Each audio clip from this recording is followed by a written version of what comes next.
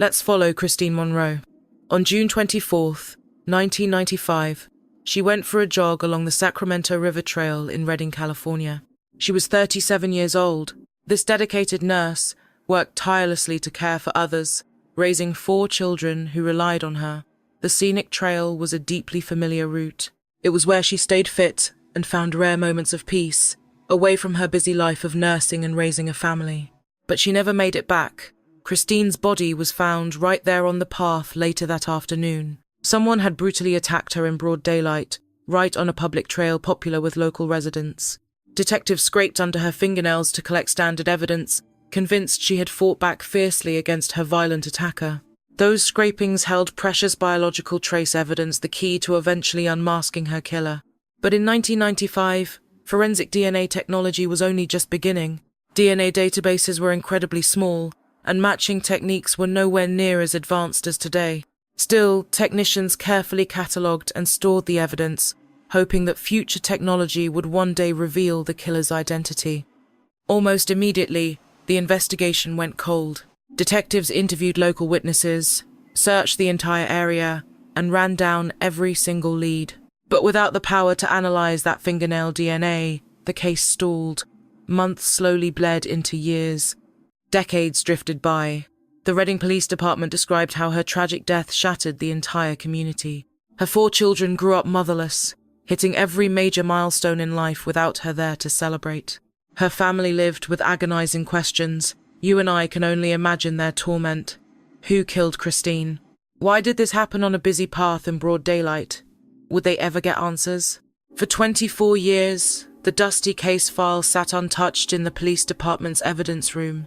The original detectives retired, carrying the heavy burden of her case with them.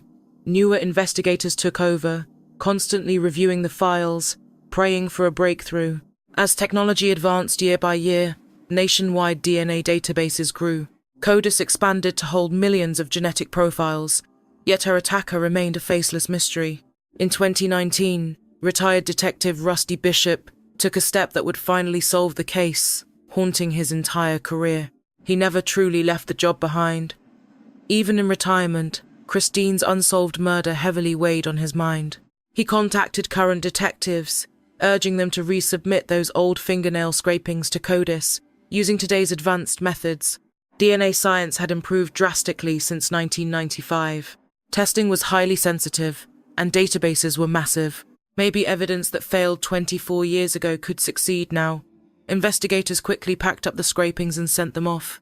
Technicians used advanced extraction methods completely unavailable back in the 1990s.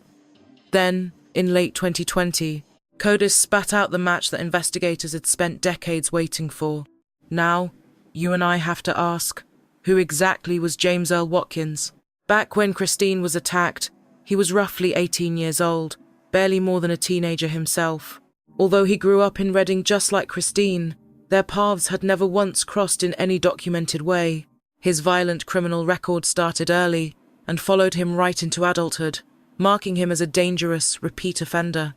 By 2021, when DNA matching finally unmasked him, he was 42, serving a 14-year sentence for robbery in a Texas prison. There was zero evidence he ever knew Christine before the attack. They shared no connection whatsoever through work, family, or friends. The brutal assault appeared completely random and opportunistic. Just a caring nurse jogging on a sunny afternoon, crossing paths with a highly violent young man. That horrific chance encounter ended in absolute tragedy. Working closely with Texas police, California investigators secured a warrant to collect a fresh DNA sample directly from Watkins. When they compared this fresh sample to the DNA under Christine's fingernails, the match was conclusive beyond any doubt. The Redding Police Department made the official announcement. As you and I now know, his DNA was trapped under Christine's fingernails when she was murdered. The biological evidence preserved in 1995 had finally unmasked her killer in 2021. On July 26, 2021, Watkins was extradited from Texas to face justice in California. He pleaded guilty to first-degree murder, with special allegations of kidnapping, robbery, and lying in wait. He waived all his appeal rights in the plea deal, finally accepting responsibility for what he did 26 years earlier. But why did he plead guilty instead of fighting it in court? The DNA evidence was completely undeniable. His genetic material had slept under Christine's fingernails for 26 years, waiting to tell its story. No defense lawyer on earth could argue away that kind of physical proof. Going to trial would have been entirely futile, only stretching out the family's agonizing pain. On August 25, 2021, Watkins was handed 3 consecutive life sentences with no hope of parole. Shasta County District Attorney Stephanie Bridget made the official announcement, praising the powerful DNA proof that finally put Watkins behind bars after more than a quarter of a century. Christine's loved ones felt a deep sense of relief after 25 long years of agonizing silence and unanswered questions. The Reading Police Department thanked the family publicly, stating, "We sincerely hope this brings you some measure of closure." That evidence, meticulously saved back in 1995, finally did its job a quarter-century later, giving Christine's family the answers they had desperately needed.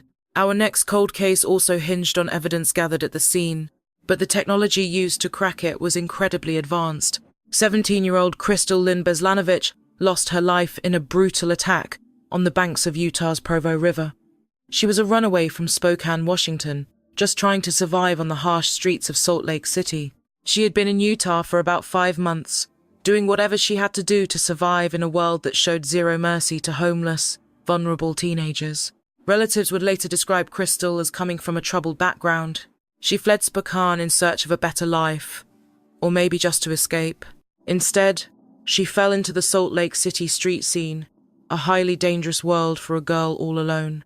The last sighting of Crystal alive was in mid-1995, 50 miles away from where she would eventually be found. On December 15, 1995, her body was discovered along the Provo River near Midway, Utah. Her death was brutal and savage. Someone had bludgeoned her using heavy granite rocks lying nearby. The savage, repeated blows had completely crushed her skull. This isolated rural spot suggested her killer had taken her from the streets of Salt Lake City to this remote stretch of river. Detectives carefully preserved the evidence gathered at the crime scene, but back in 1995, they couldn't process it. They collected and catalogued the heavy granite stones, but found absolutely no visible fingerprints on them. There was no obvious biological trace left for the naked eye to see. The rough, porous surface of the granite made traditional forensics nearly impossible to use. Still, they preserved the rocks in storage, hoping that future technology might someday extract clues from a surface that seemed completely blank. The investigation went cold almost immediately. Back in Spokane, Crystal's family grieved the loss of a girl just trying to find her path. Her stepfather, Jeff Beslanovich, desperately wanted answers.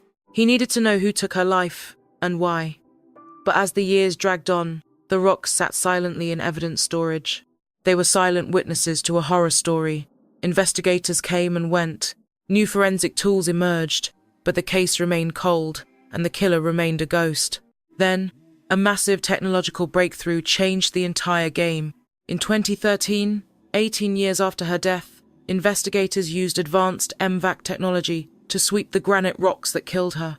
M-Vac is a specialized wet vacuum system built to pull touch DNA from stubborn surfaces like stone, fabric, wood, and other rough materials where old-school swabbing techniques couldn't grab enough genetic material.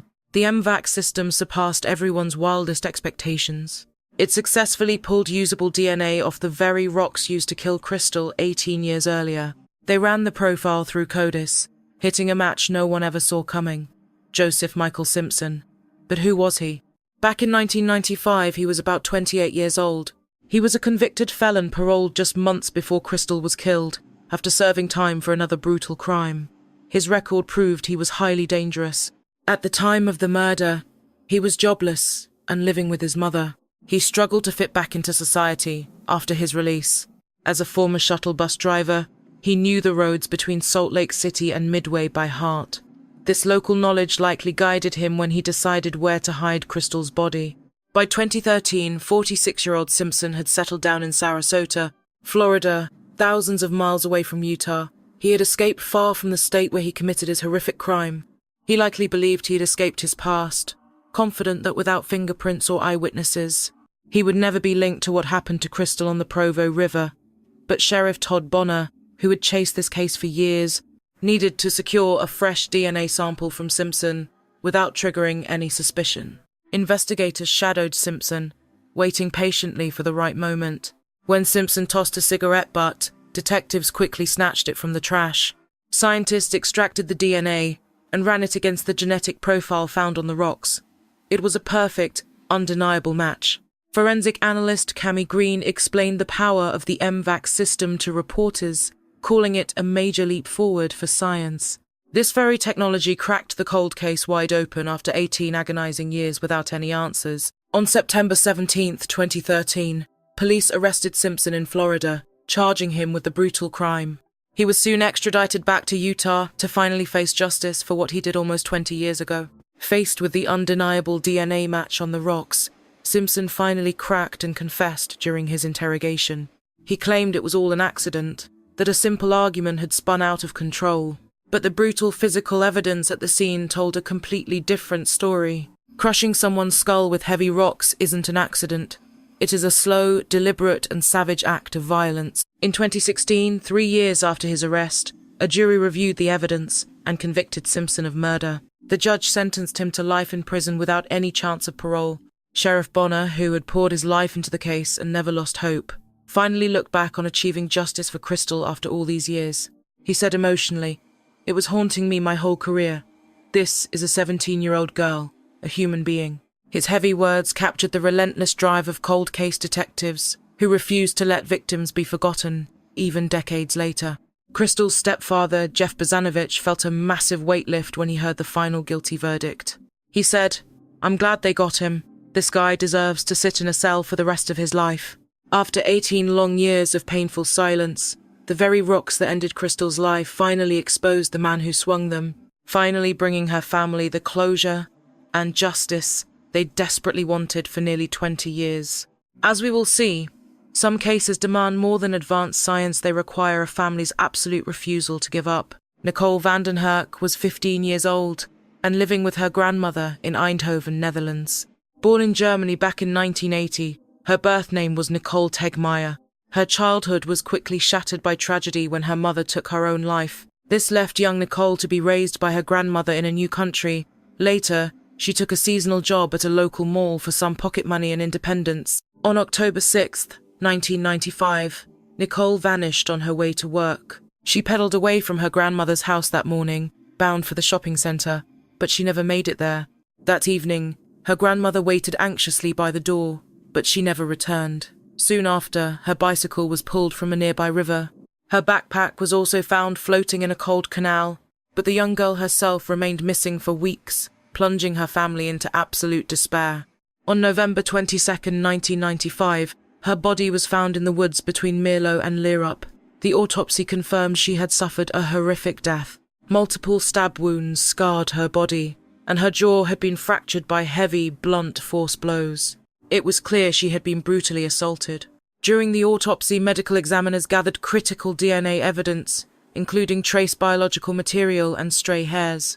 But back in 1995, the technology to analyze that DNA was severely limited, especially in the Netherlands. So they preserved the evidence, hoping future science could unmask the killer.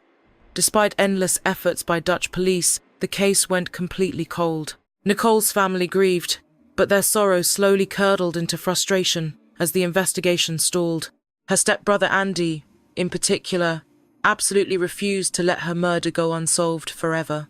Andy was convinced that modern DNA technology could finally unmask Nicole's killer if only investigators would exhume her body and apply updated forensic science. But there was a massive catch. Getting Dutch officials to exhume her body and run new tests required massive new evidence or extreme circumstances. So, he made a reckless, desperate gamble, proving exactly how far he would go to get her justice. In 2011, 16 years after she passed, he walked straight into a police station and falsely confessed to her murder. He spun a detailed story claiming responsibility for her disappearance and death. But why would he lie? Why confess to a horrific crime he never committed? He later explained his desperate plan, saying he just wanted her exhumed to get that DNA. "She is my sister. Absolutely. I miss her every day." The fake confession was a calculated gamble to force the police to reopen the case and exhume her body. The strategy worked exactly as Andy planned. His lies forced the hand of the authorities, leaving them no choice. The case was officially reopened, and her body was exhumed in 2011. Forensic teams gathered fresh DNA samples, ready to test them using advanced technology that did not exist back in 1995. Scientists analyzed the samples, uploading the new genetic profiles into massive databases that now spanned across much of Europe. In 2014, 19 years after she was lost, the DNA finally matched a profile in the database. The hit identified Josta G as the source of the biological evidence left on Nicole's body. Joy was born in 1967. This made him roughly 28 when Nicole vanished in 1995. He already had prior convictions for similar offences and had served time in Dutch prisons. On the day Nicole vanished, DG had fought with his girlfriend, leaving him in a highly volatile and agitated state. The timing, his dark past, and how close he was to where Nicole vanished made him a prime suspect once that DNA match came back. The genetic evidence recovered from her exhumed body matched DG through biological material and hair samples left on her clothing. The match was definitive, clear, and scientifically solid. Di was arrested on January 14th, 2014, nearly 20 years after she died. During the investigation that followed, a key witness stepped forward with a chilling story from years before. The witness claimed DG had confessed to them, saying, "He looked at me with cold eyes and said he killed a girl." The witness described EG claiming that Nicole mocked him after their brief encounter, and he had reacted with lethal force. This testimony backed up the DNA evidence and gave insight into his mind.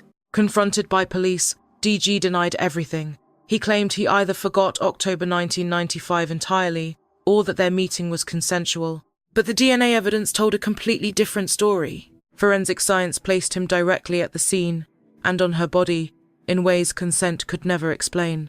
What followed was a complex legal battle that dragged on for years.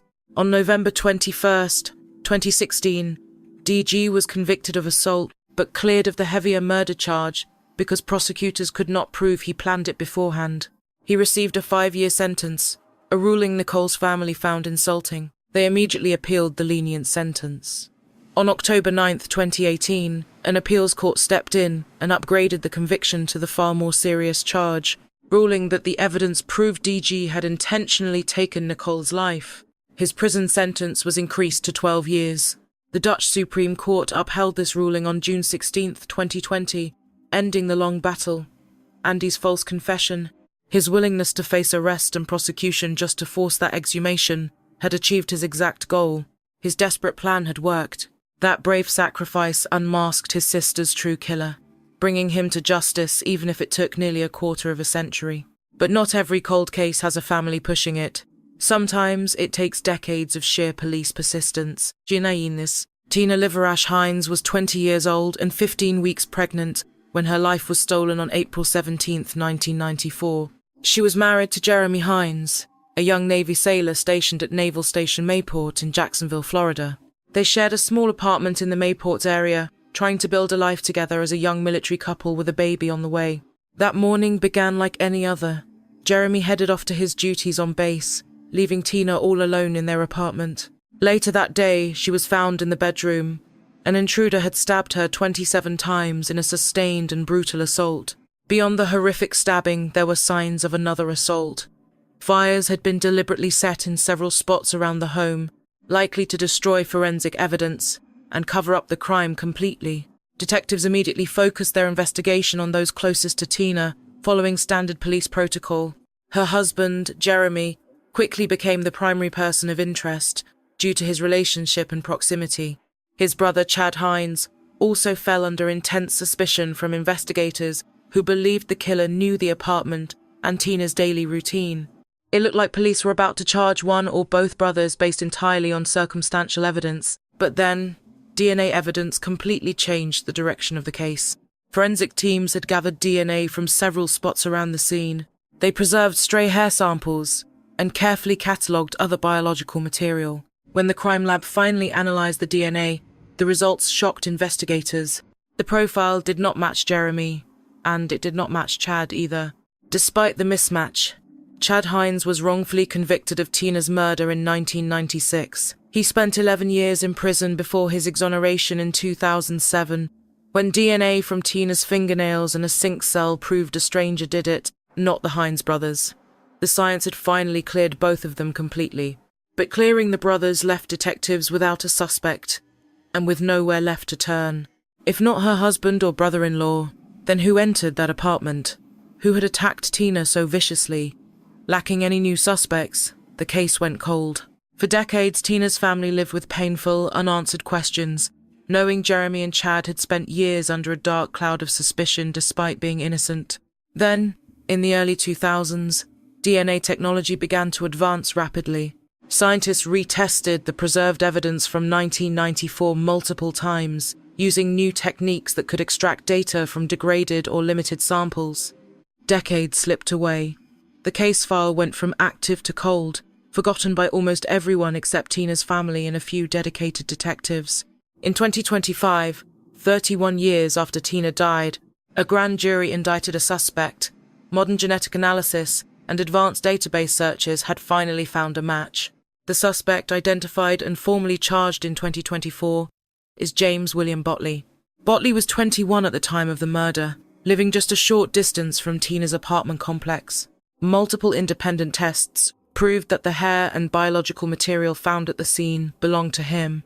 How did this man manage to evade detection and identification for 3 whole decades? The answer likely lies in the severe limitations of early DNA databases and technology. Back in the 1990s, when the evidence was first tested, the killer was not in any criminal database.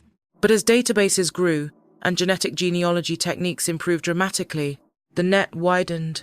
Persistence and technological breakthroughs finally caught the person who had slipped through. The DNA collected in 1994 found its match in 2025. He is currently awaiting trial in Florida. Tina's family felt a deep sense of relief after decades of wrongful suspicion directed at Jeremy and Chad. The real killer had finally been named.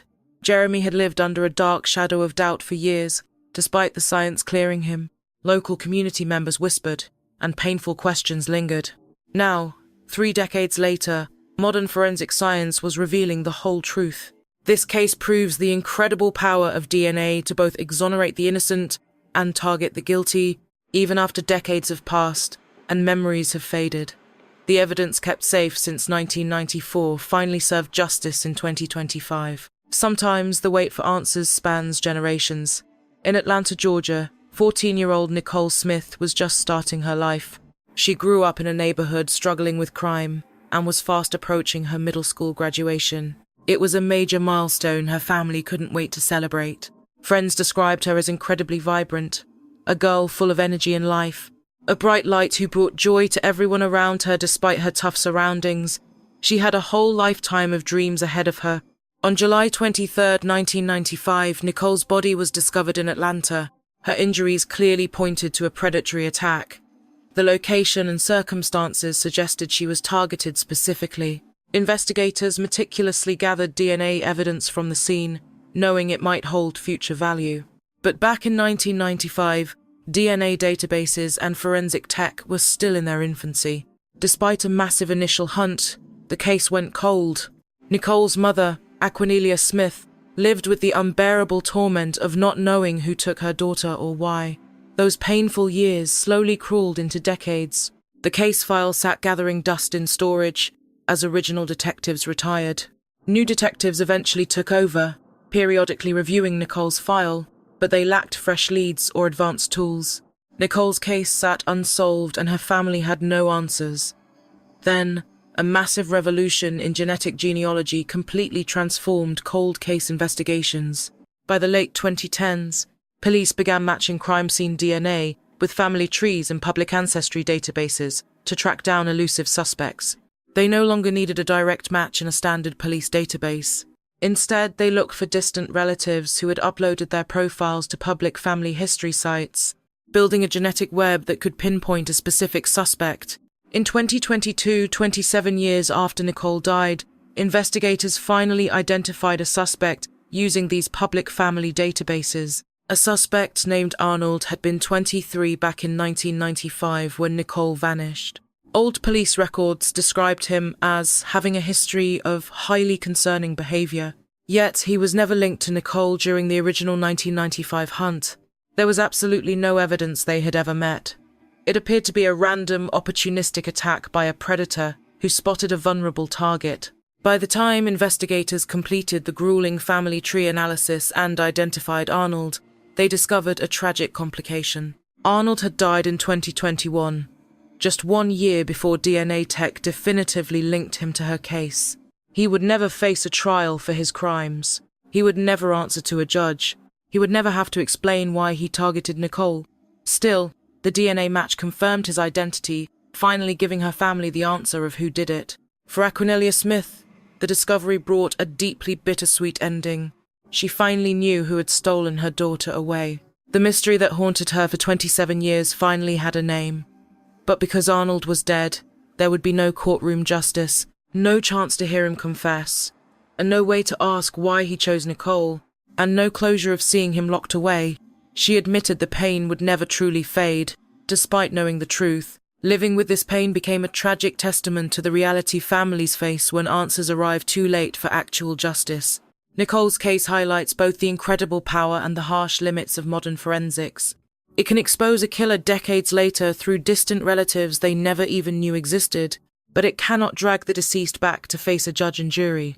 Our next case also ends with a killer who escaped earthly justice. Enter Esther Gonzalez. She was only 17, living in Beaumont, California, in 1979.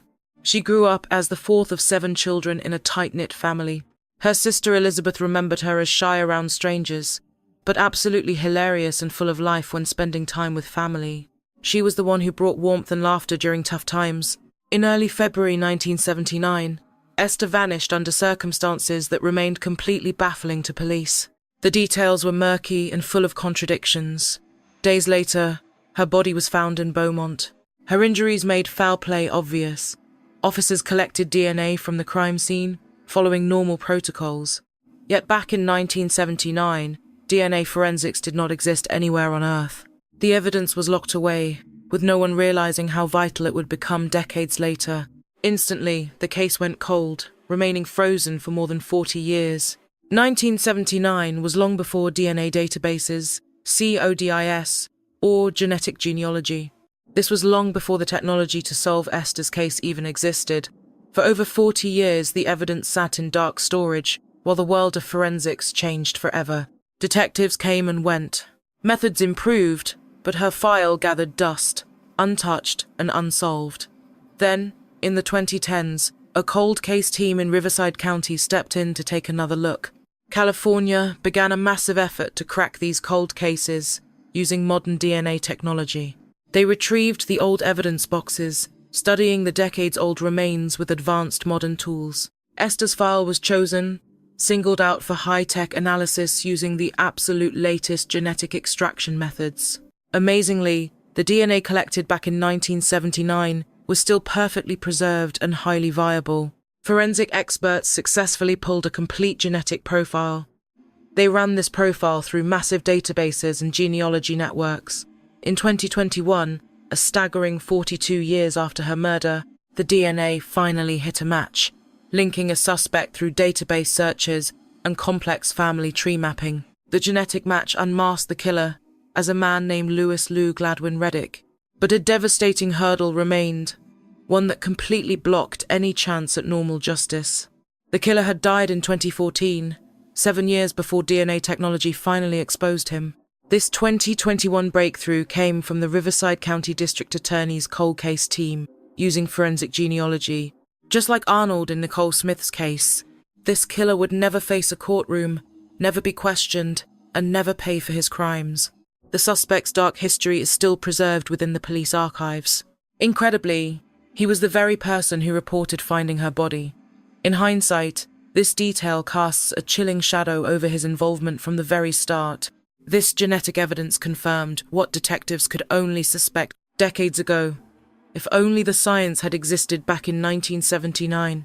Esther's sister, Elizabeth Gonzalez, felt a storm of emotions after 42 long years. She welcomed the closure, even though the killer was dead and could never face trial.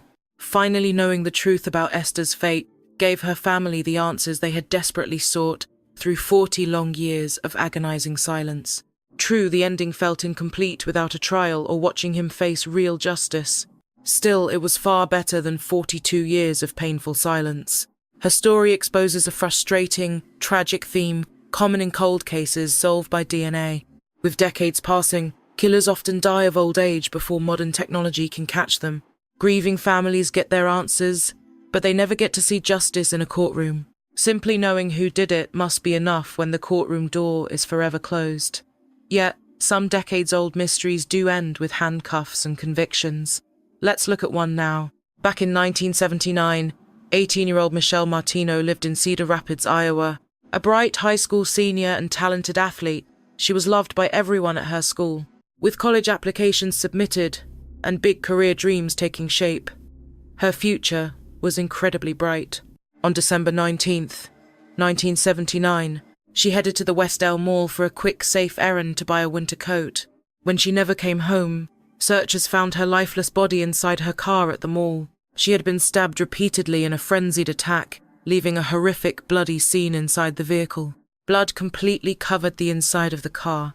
Detectives gathered evidence, finding a blood sample that primitive 1979 testing confirmed did not belong to Michelle. This blood could only be categorized by group, lacking the genetic precision of modern forensic science. The tragedy shattered the quiet community. Her parents, Albert and Janet, along with her sister Janelle, were left with a lifetime of unanswered questions and profound grief. Janelle would always remember her sister as happy, holding on to memories of the vibrant teenager lost to senseless violence. Decades rolled by, and despite an exhaustive investigation, the case remained cold. Detectives chased down every lead and tip, but they continuously hit dead ends. In the 2010s, cold case detectives decided to try the revolutionary tool of genetic genealogy. Investigators uploaded the unidentified male DNA profile found in Michelle's car to GED Match, a public genealogy database where everyday people upload their DNA results to find relatives. The search returned family matches to the mystery profile, allowing detectives to slowly trace family trees back through generations. They slowly narrowed the suspect list through process of elimination. The family tree analysis pointed straight to Jerry Lynn Burns, proving he was a direct genetic relative of users in the database. Burns was about 25 years old back in 1979 when Michelle was attacked. He owned a successful business in Manchester, Iowa, 30 miles from Cedar Rapids, but had absolutely no apparent connection to Michelle whatsoever. They went to schools in different towns and never moved in the same social circles. Investigators could find no mutual friends or acquaintances between them. It seemed like a completely random attack in a mall parking lot. To prove it, detectives needed a direct DNA sample from Burns. For several days, they followed him in secret. They grabbed a discarded drinking straw he left behind at a restaurant. The DNA on that straw matched the evidence from Michelle's car. In February 2020, 39 years after Michelle died, Burns was arrested. A high-profile trial gripped all of Iowa, ending in his conviction and a life sentence with no chance of parole. As we look back, the Michelle Martino case stands out as a landmark victory for genetic genealogy solving cold cases. If you have made it this far and love diving into these shocking criminal cases with me, hit that subscribe button and turn on notifications. It proved that even 40 years later, science could unmask a killer who lived free for decades, believing he had gotten away with murder. Linda Slayton was 31 years old, living in Lakeland, Florida, back in 1992. She was a hard-working single mother, raising two young sons, Jeff and Tim, doing it all without any help from their father. She worked multiple jobs to support her boys, making massive sacrifices every single day to ensure they had what they needed. Years later, her sons would remember her as a mother who put them above everything else in the world. She worked tirelessly through pure exhaustion to give them stability and opportunities, overcoming the hurdles of raising kids alone on a tight budget. On September 4th, 1981, a visitor stopping by to check on Linda discovered her body inside her Lakeland home. She had been targeted in a brutal, sustained attack, suggesting a crime fueled by intense rage or personal hatred. The crime scene made it clear that savage force was used repeatedly. Investigators gathered DNA evidence from several spots around the house, including biological samples that early blood typing proved belonged to someone other than Linda herself. Back in 1992, forensic DNA testing was just starting out. National databases were incredibly small, containing only a few thousand profiles, and testing was nowhere near as advanced or sensitive as the technology we use today. The murder completely shattered Linda's young sons. Jeff and Tim were forced to grow up without the mother who had sacrificed everything to give them a future. Detectives worked the case hard, but leads dried up when interviews and background checks turned up empty. Still, the DNA evidence was carefully preserved and logged with a strict chain of custody. Sitting in a climate-controlled locker, they hoped future tech or database updates would one day unmask the killer and bring her family peace. Decades slipped by, and despite regular reviews, the case remained frustratingly cold. Her boys grew up on their own, facing every major life milestone without their mother there. They graduated from high school and went to college. They launched careers, started their own families, and rebuilt their lives the best they could. Yet the painful question of who stole their mother away went completely unanswered year after year, leaving a deep wound that never fully healed. In the late 2010s, cold case detectives in Polk County, Florida, turned to genetic genealogy techniques, a breakthrough tool that was already cracking decades-old cold cases across the country. They uploaded the DNA profile from Linda's case to public databases where millions of people share their genetic data to find family. The search flagged family matches, allowing investigators to construct massive family trees spanning back several generations, slowly closing in on the killer.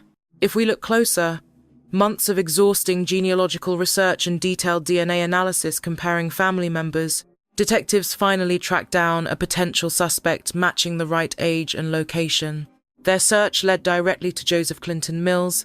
He was about 31 years old in 1992, when Linda was attacked in her home, working as a local sports coach in the Lakeland area at the time. He was a familiar, trusted face in the close-knit community, yet investigators found absolutely no paper trail or obvious connection between him and Linda in their early background checks. But before making an arrest, detectives had to back up these genetic findings with direct DNA proof. They quietly put Mills under close surveillance, keeping him completely in the dark. The team waited patiently for the perfect moment to snag a genetic sample without him ever knowing. When Mills threw away some garbage, detectives legally grabbed it, knowing abandoned trash left on the curb is fair game. Scientists at the state crime lab extracted DNA from the trash, comparing it directly to the evidence recovered from Linda's house in 1992. The match was conclusive, leaving zero doubt and absolute scientific certainty. Decades after Linda was taken, Mills was finally handcuffed, forcing her sons to stand face to face with the man accused of stealing their mother so long ago. At the trial, Jeff and Tim finally got the chance to look their mother's killer in the eye. Through tears, one son asked the painful question that had haunted them for decades. "Why did you take my mama?" Those simple words carried decades of agonizing grief and the heavy burden of unanswered questions. Prosecutors built an airtight case around the DNA match and genetic genealogy. But they did not stop there, gathering extra forensic proof, such as palm prints that backed up the DNA evidence fully, leaving him with no escape. To dodge the death penalty, he pleaded guilty to first-degree murder in February 2022, receiving life behind bars. Linda Slayton's case proved how modern genetic genealogy can hunt down killers decades after they think they got away, while offering grieving families the chance to look their monsters in the eye and finally get some answers. For Jeff and Tim, the final verdict meant their mother's case was settled and justice was finally served. Even though no prison sentence could ever make up for a childhood robbed of her warm love and guidance. But as you and I will see, some cases involve dramatic twists that capture the whole nation. Take Marlene Warren. In May 1990, the 40-year-old was living a quiet life in Wellington, Florida. She had two sons, John, who has since passed, and Joseph, who would witness the horror of that day firsthand. She had worked her way up from a humble farm background to build a secure, prosperous life. She managed a business alongside her husband Michael, who owned a popular used car dealership called Bargain Motors that was highly visible in the local area. On May 26, 1990, Marlene answered a knock at her front door around 11 a.m. at her Wellington home. On the porch stood someone in a full clown costume, complete with heavy makeup, a bright wig, and oversized shoes.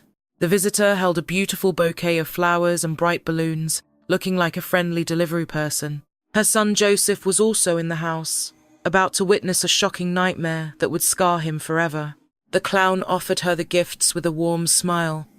Marlene reportedly smiled and said, "Oh, how pretty," as she took them, having absolutely no idea what was about to happen next. Suddenly, the figure drew a gun and shot Marlene straight in the face at point-blank range, with no warning. The shooter then strolled back to a parked getaway car and drove away slowly, showing no panic.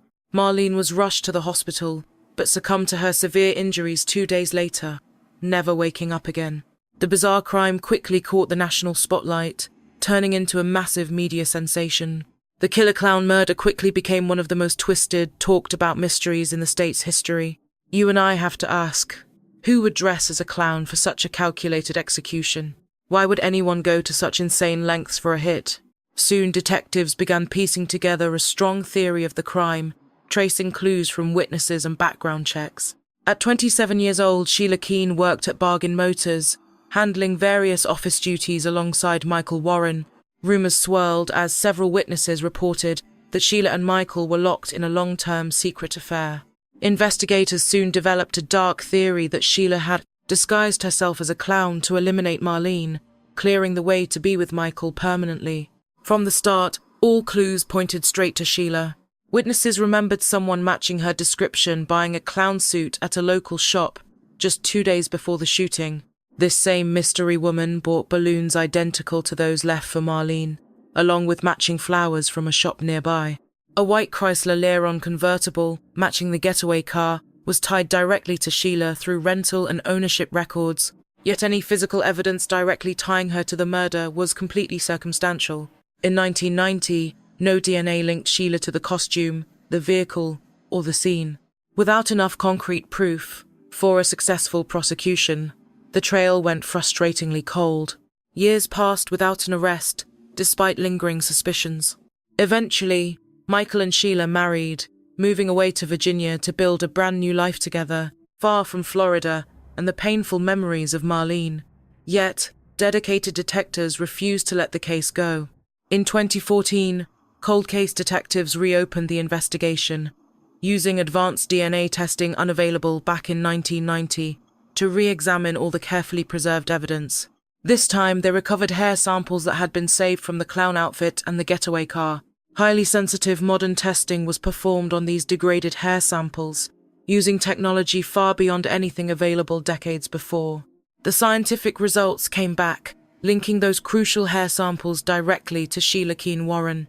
The proof was not as rock-solid as detectives wanted, having degraded significantly over 24 years of storage, even under the best conditions. But paired with the massive circumstantial evidence from 1990, prosecutors finally had enough to move forward. In 2017, Sheila Kaine Warren was arrested and charged with first-degree murder for Marlene's death. For years, she had lived peacefully in Virginia with Michael, seemingly convinced she had gotten away with the crime in Wellington. Despite years of intense trial preparations, the case would never actually go before a jury. Decades in storage had caused the crucial DNA evidence to degrade significantly. This made prosecutors worry whether the science would survive aggressive questioning and cross-examination by the defense. In 2023, Sheila accepted a plea bargain offered by the state. She pleaded guilty to second-degree murder, securing a much lighter sentence than the life term she risked at trial. Under the agreement, she received a 12-year prison sentence, but with credit for time served while awaiting trial and generous good behavior laws in Florida at the time. She walked free in January 2025 after serving only a fraction of her time, sparking outrage from Marlene's family and the public. Many felt that justice had completely failed for such a cold-blooded, calculated murder. Her final words right before being shot, "Oh, how pretty," remained a chilling reminder of how a killer ruthlessly exploited her trust over what looked like a harmless gift. The killer clown case remains one of the most disturbing, calculated crimes disguised as kindness in American history. Other chilling cases involve multiple victims and evidence that had to wait decades for science to catch up. Enter Bobbi Jo Oberholtzer and Annette Schnee. On January 6, 1982, 2 women vanished from Breckenridge, Colorado, on the exact same freezing night. Their disappearances were linked by a single clue, remaining cold for nearly 40 years until DNA testing finally proved they were victims of the exact same killer.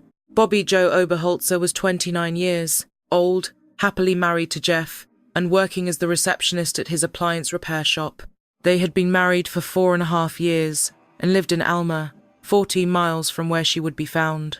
She left work at 6:20 p.m. on that fateful winter evening, calling Jeff to say she was grabbing drinks with friends nearby and would hitch a ride home instead of having him come pick her up. She never made it home that night. 21-year-old Annette Schnee, originally from Sioux City, Iowa, was working as a cocktail waitress in Frisco, Colorado. Just like Bobbi Jo, she frequently hitchhiked along the mountain highways to get to work, a common and accepted practice back then. She was last seen in Breckenridge around 4 p.m. that day, deep in conversation with an unidentified dark-haired woman whom witnesses clearly remembered. She vanished into the night, likely while trying to hitchhike back home to Frisco. The following morning, January 7th, a farmer living 30 miles outside Breckenridge discovered Bobbi Jo's driver's license lying on his land. This immediately sparked a major panic. When Jeff and 2 of his friends drove out to retrieve the license, they stumbled upon a chilling sight in a nearby snow-covered field. There lay Bobbi Jo's signature blue backpack, which she took everywhere. Beside the bag, they found one of her gloves stained with blood, along with several blood-soaked tissues scattered nearby. Jeff's companions immediately helped him launch a search of the frozen area. Just 2 hours later, they discovered her lifeless body more than 15 miles away from where the backpack lay. She had been shot twice. Her keys lay nearby in the snow. At the scene, investigators uncovered 3 bizarre clues that would completely shape the murder investigation. Only her own footprints surrounded the body, hinting that she was alone when the killer fired. A plastic cord was tightly bound around one wrist. Crucially, a single orange sock lay nearby that was not hers. That very same day, as her body was recovered, Annette Schnee was reported missing by her mother Eileen after she failed to return from work. Given the striking similarities in their cases, both young women had been hitchhiking, and both vanished the same night in the same region. Detectives quickly linked the disappearances, suspecting a single predator was responsible for both crimes. Police grilled Jeff Oberholtzer about Annette since both women disappeared on that same night. Initially, he claimed he did not know her, but after spotting her face on a news broadcast, he remembered a single encounter. He explained that he had given Annette a ride while she was hitchhiking and handed her his business card for appliance repairs, but swore he had never seen or spoken to her again. He strongly denied having anything to do with either woman's tragic disappearance. On July 3rd, 1982, 6 grueling months later, and 13 miles from where Bobbi Jo was found, searchers stumbled upon Annette's body in a dense forest. Investigators were stunned to discover she was wearing the matching orange sock to the one found near Bobbi Jo. Even more damning, Jeff's business card was still inside her wallet. Naturally, Jeff Oberholtzer became the lead suspect because of his ties to both victims. However, male DNA recovered from Bobbi Jo's glove and tissues was tested in the early 1990s, and it did not match Jeff at all. Science fully cleared him. Over the following decades, detectives turned their attention to other suspects. They looked at Thomas Luther, a local cab driver who had viciously assaulted a female hitchhiker in Breckenridge in February 1982, mere weeks after the crimes, making him a prime suspect. They also investigated Tracy Petrocelli, a killer who went on a multi-state rampage in 1981, even staying at the Holiday Inn where Annette worked. Yet DNA profiles from both men failed to match the cold case evidence. The investigation ground to a halt, staying cold despite regular reviews over the years. Tragically, Bobbi's brother Kelly and father Thomas both died without ever learning who stole her life away, denied the closure they so desperately wanted. Then, in 2021, nearly 40 years after the tragedy, cold case detectives used advanced genetic genealogy to trace the mystery DNA left on that bloody glove. The profile pointed directly to Alan Lee Phillips, who was around 31 years old back in 1982. Phillips already had a violent record, including a previous assault conviction in Wyoming years earlier.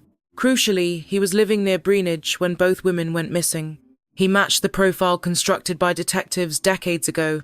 On February 24, 2021, authorities finally arrested Phillips at his home, charging him with both murders. Due to the horrific charges and his decades on the run, he was held without bail. His arrest brought a wave of hope to the grieving families after nearly 40 years, promising long-awaited answers and justice in a courtroom. But that hope was suddenly and brutally shattered. In February 2023, 70-year-old Phillips took his own life in his jail cell. His death meant there would never be a trial. The families would never hear testimony about what happened that night in January 1982. They would never hear him explain why he took both women, or what drove him to such brutal violence. Annette's mother, Schnee, and her siblings expressed the family's complicated feelings about finding closure, while mourning the lost chance for complete justice, answers, and peace. Acknowledging that, although Phillips had been definitively identified through DNA, his death prevented the courtroom accountability they had sought for 40 years. This legendary cold case was finally solved by DNA after an astonishing 40 years. But the killer's suicide meant fundamental questions about motive, and the exact timeline would remain forever unanswered, leaving both families with a bittersweet resolution. Sometimes DNA does not come from a crime scene, but from an unexpected source. Anna Kaine. She was only 26 years old in Altoona, Pennsylvania, back in 1988. She was a mother of 3 young children, including her daughter Tama, who would grow up with haunting questions about what happened to her mother. Anna was working hard to turn her life around, despite her troubled past. She tried desperately to provide stability and a better future for her kids, despite the struggles of being a young single mother. On March 27, 1988, Anna's body was found in a wooded area near Altoona. She had been harmed in ways that clearly showed a violent and sustained attack. Forensic teams carefully collected DNA evidence from her body following standard protocols. But in 1988, DNA databases were virtually non-existent across the country back then, and analysis technology was still in its earliest, most primitive stages compared to what would come later. The case went cold almost immediately, despite exhaustive police efforts. Anna's 3 young children grew up without their mother's love. Her daughter Tamika spent decades wondering who had taken her mother and why, living with painful questions that felt like they would never be answered, no matter how much time passed. Then in 2022, an astonishing 34 years after Anna's death, investigators received a completely unexpected break in the case. Someone mailed an anonymous letter to law enforcement. The letter contained specific, intimate details about Anna's murder that had never been made public. More importantly, the paper envelope contained dried saliva on the seal where it had been licked closed. Investigators immediately recognized its potential. They carefully extracted DNA from the dried saliva on the envelope using modern forensic techniques. They meticulously compared it to the DNA evidence that had been collected from Anna's body in 1988 and preserved for over 3 decades. The comparison yielded a stunning result. The DNA matched perfectly. The DNA from the envelope matched the suspect's DNA found at the 1988 crime scene, proving the letter was sent by the killer, Scott Grimm, or sealed using his saliva. This letter provided detectives with a critical lead they had never possessed before. Using that DNA profile combined with modern genetic genealogy, they painstakingly identified a suspect through family tree analysis. The suspect was a man who was about 26 years old in 1988, the exact same age as Anna. He lived in the Altoona area back then, placing him in the perfect geographic position to cross paths with her. But there was a devastating complication that would prevent this case from ever reaching a courtroom.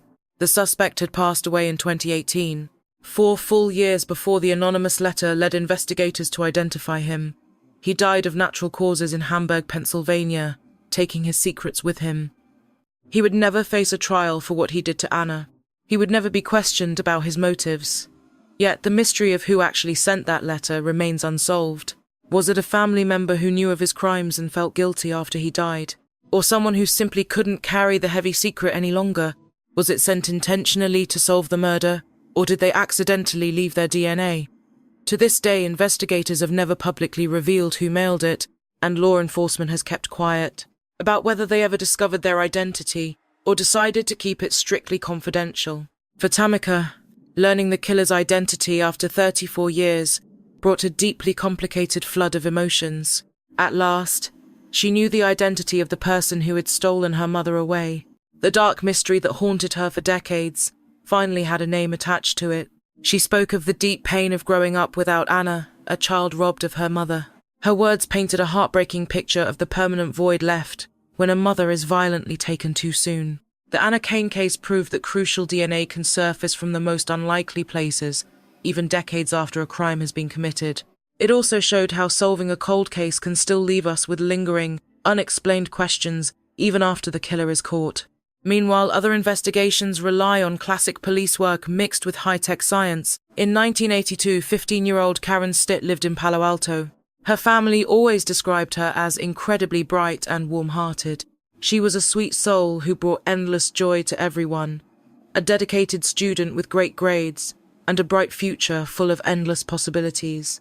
On September 3rd, 1982, Karen vanished while walking through Sunnyvale, California. Tragically, her body was discovered the very next day. She had been brutally assaulted. Fortunately, investigators carefully collected crucial DNA evidence from the crime scene, following strict protocols. But back in 1982, DNA testing did not exist as a tool for police. For 40 long years, the case remained cold despite regular police reviews. Karen's family, especially her Aunt Robin, fought tirelessly to keep her memory alive and never stopped searching for answers. Robin always spoke of her niece with love, remembering the sweet girl taken far too soon. By the late 2010s and early 2020s, the Sunnyvale Cold Case Unit began using advanced genetic genealogy to solve their oldest cases. They uploaded the DNA profile from Karen's case into genealogy databases. The search hit on several distant relatives, letting detectives map out a detailed family tree. This meticulous research finally pointed them directly toward a suspect named Gary Jean Ramirez. Back in 1982, Ramirez was around 35 years old when Karen was attacked.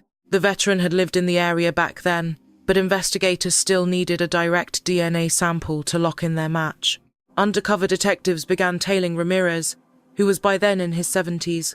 After legally grabbing his discarded trash, they extracted his DNA. It was an absolute match to the evidence found 40 years ago. They arrested and charged him. At trial, a chilling truth emerged. Ramirez had lived a completely normal life for 40 years.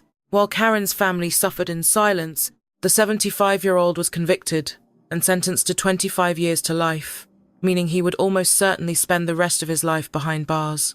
For Karen's family, justice had arrived 40 years after losing her. Some cases hit painfully close to home when the killer is family. Fawn Cox was only 16 years old in July of 1991.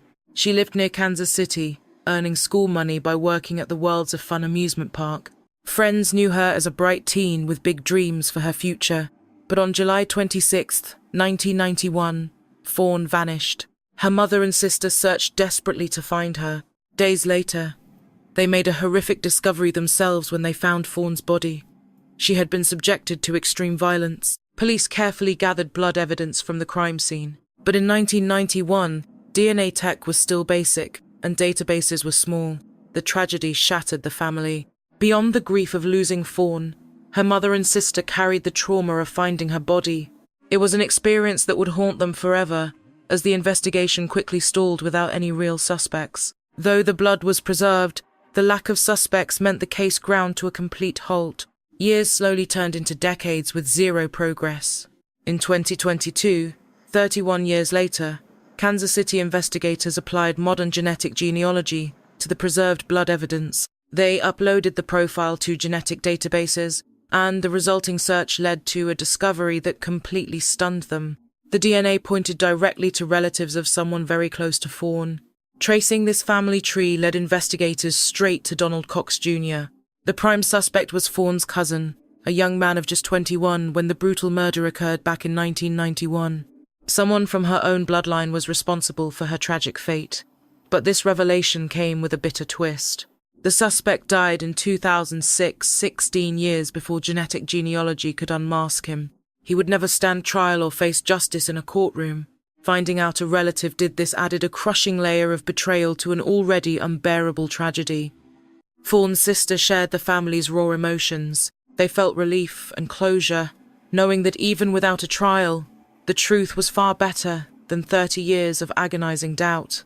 The Fawn Cox investigation exposed a painful truth. Sometimes monsters are not strangers, but the very people inside a family circle. Let us look at a final case involving a victim whose story would be entirely forgotten without DNA technology. Her name was Patricia Lorraine Barnes, a 61-year-old living in the Seattle area, back in February 2002.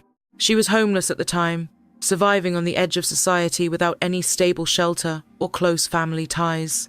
Because of her vulnerable life, when she vanished, investigators had virtually no information about her background or family connections to guide their search. On February 16, 2002, Patricia's body was discovered in Kitsap County, Washington. She had been murdered. Detectives collected DNA evidence from the scene, including foreign biological material that definitely belonged to her attacker. At first, the case barely made the local news. Living on the streets meant Patricia had almost no one to look for her or demand justice. The police investigation hit wall after wall, and the case quickly went cold. Her killer's DNA profile went into databases, but years passed without a single hit. Her file sat gathering dust as police prioritized cases with loud public pressure and active grieving families. Then, in the late 2010s, Kitsap County investigators began re-examining cold cases using genetic genealogy. Patricia's unsolved murder was selected for this new testing. Detectives ran the DNA through genealogy databases, uncovering distant family links that allowed them to build a tree and pinpoint a suspect. The suspect was around 33 years old in 2002 when Patricia was murdered. A dark criminal past immediately made him a prime person of interest. Investigators quietly collected a discarded cigarette butt, and the DNA on it perfectly matched the killer's profile. But once again, justice came too late. The suspect had died in 2014, years before genealogy unmasked him. He would never answer in a courtroom for what he did to Patricia. Case files showed Patricia Barnes had almost no surviving family to speak of. No relatives were left to make a public statement when the mystery was solved. Her tragedy mirrors countless others where marginalized victims are ignored by the media and left without advocates. Yet even without anyone to speak for her, DNA technology made sure Patricia's killer was finally identified. Her case proves that forensic science serves all victims of crime equally, no matter their social status or whether anyone is left to fight for them. That wraps up our investigation today. Thank you for watching. Click here to explore another cold case file.